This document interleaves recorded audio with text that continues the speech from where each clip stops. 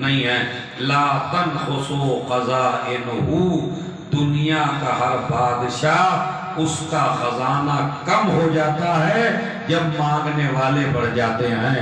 یہ اللہ کا خزانہ ہے، جتنے مانگنے والے بڑھتے چلے جائیں گے خزانہ بڑھتا چلا جائے گا، اس میں اضافہ ہوتا چلا جائے گا۔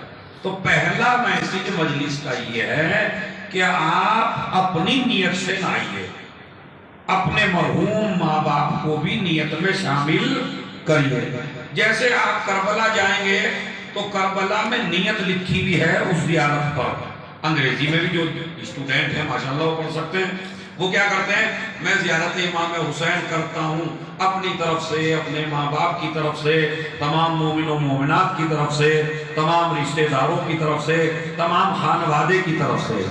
پڑھنے والا ایک ہے اور حسین ثواب سب کو دے رہے ہیں، تاکہ آپ کو اندازہ ہو جائے جس کا بندہ اتنا سخی ہے اس کا خدا کتنا۔ اب آہستہ آہستہ ہی چونکہ مجمع خاص ہے اور جگہ بھی خاص ہے تو خاص خاص باتیں میں آپ سے کرنا چاہتا ہوں۔ پہلا میسج یہ ہے۔ دوسرا پیغام آج کی مجلس کا یہ ہے کہ آپ امام سجاد سے، چونکہ عشرہ ان کا ہے، آپ امام سجاد سے ایک وعدہ کریں گے۔ وعدے سے پہلے آپ دنیا کے حالات دیکھ لیجئے۔ دو چیزیں ایسی ہیں حکیم جی کہ جن کی وجہ سے پہلی قومیں بھی برباد ہوئی ہیں اور آج کی قوم بھی برباد ہے، صرف دو چیزوں کی وجہ سے۔ جتنے بھی عذاب آئے، جتنی بھی پریشانیاں آئیں، جتنی بھی قوم میں بربادی آئی، جتنے بھی فتنے برپا ہوئے، وہ صرف دو چیزوں کی وجہ سے، ایک جہالت کی وجہ سے اور ایک حسد کی وجہ سے۔ یہ دو چیزیں جس قوم کو اپنے آپ کو برباد کرنا ہو وہ اپنے اندر دو چیزیں پیدا کر دے، ایک جہالت پیدا کر لے اور ایک اپنے اندر حسد پیدا کر لے۔ شمر پیدا شمر نہیں ہوا تھا، شمر کو شمر حسد نے بنایا تھا۔ ابھی میں نے بہت بڑا میسج آپ کو دے دیا ہے کہ شمر پیدا شمر نہیں ہوا تھا، اسے حسد نے شمر بنایا تھا۔ یزید پیدا یزید نہیں ہوا تھا، اسے جہالت نے یزید بنایا تھا۔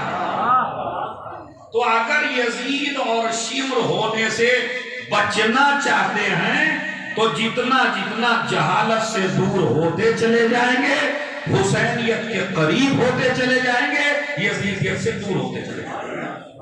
اپنے اندر علم پیدا کریں گے۔ اب علم کہاں پیدا کریں؟ ہر آدمی تو اسکول نہیں جاتا، ہر آدمی کالج نہیں جاتا، ہر آدمی جتنے بیٹھے ہیں مدرسہ نہیں جاتا۔ یہ ماشاءاللہ، آپ کا نام کیا ہے؟ عباس رضا، یہ عباس رضا ہے، ماشاءاللہ بیوی ہوگی، بچے ہوں گے ان کے، صبح کو یہ جابس کے لیے نکلتے ہوں گے، شام کو پھر یہ واپس آتے ہوں گے، تھک کے لیٹ جاتے ہوں گے۔ جمعے میں گئے، جمعہ پڑھا، اپنے گھر آئے، نماز پڑھی، کبھی موقع ملا نماز پڑھنے کا جماعت کے ساتھ، کبھی نہیں ملا۔ بتائیے یہ پریشانی سب کے ساتھ ہے یا نہیں؟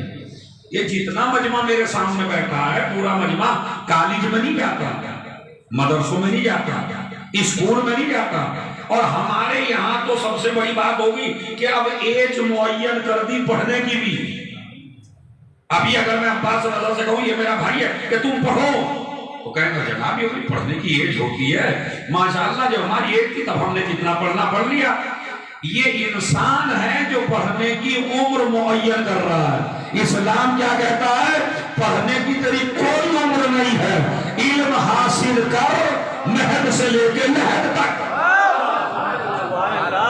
تیری کوئی ایج معین نہیں ہے۔ تو 50 سال کا ہے تب بھی پڑھ، تو 70 سال کا ہے تب بھی پڑھ، تو 90 سال کا ہے تب بھی پڑھ، تو 100 سال کا ہے تب بھی پڑھ۔ کہا جناب 80 سال کا ہو گیا تو مجھے شرم آتی ہے پڑھتے ہوئے، تو میں ایک جملہ ہمیشہ کہتا ہوں، اس بڈھے کو 80 سال کے پڑھتے ہوئے شرم آتی ہے، فتنہ بوتے شرم نہیں آتی، قوموں کو لڑاتے شرم نہیں آتی، غیبت کرتے شرم نہیں آتی، فتنہ بوتے شرم نہیں آتی۔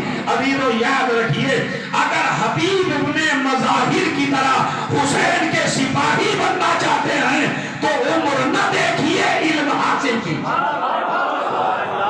صلوات بھیجنا ہے۔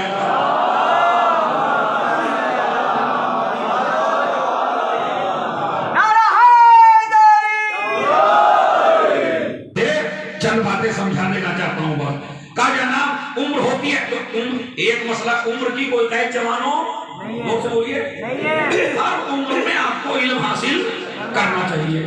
جناب کریں کہاں؟ اسکول میں جاتے ہیں، وہ کہتے ہیں آپ کی ایج زیادہ ہو گئی، ہم داخلہ نہیں لے سکتے ہیں۔ بتائیے لیتے ہیں کیا؟ اگر آپ کی عمر 50 سال کی ہو جائے تو کوئی اسکول آپ کو اپنے اندر داخل نہیں کرے گا، پرسنل کہہ دے گا نہیں ہم آپ کا داخلہ نہیں لے سکتے چونکہ آپ کی ایج زیادہ ہے۔ تو اب مشکل تو وہیں رہ گئی کہ جناب عمر بڑھ جائے تو علم کہاں سے لیں؟ کوئی یونیورسٹی ہمیں قبول کرنے کو تیار نہیں ہے۔ اب اس سے بڑا میسج میرے پاس آپ کو آج کے لیے دینے کے لیے نہیں تھا۔ اسکول نہیں لیتے، مدرسہ نہیں لیتے، سمجھ رہے؟ جتنے بھی ہمارے ہندو بھائیوں کے اسکول ہیں وہ بھی ایج دیکھتے ہیں، مسلمانوں کے اسکول ہیں وہ بھی عمر دیکھتے ہیں۔ اب یہ جو ہم علم حاصل کریں کہاں جا کے کریں؟ تو کوئی جگہ تو ایسی ہو کہ جہاں عمر کی قید نہ ہو۔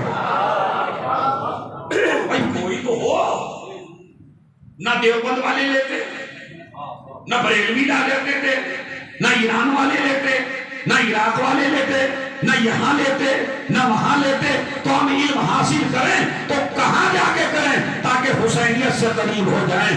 اس ضرورت کو محسوس کیا علی کی بیٹی زینب کبریٰ نے، اسی لیے اس نے مجلس کی بنیاد یزید کے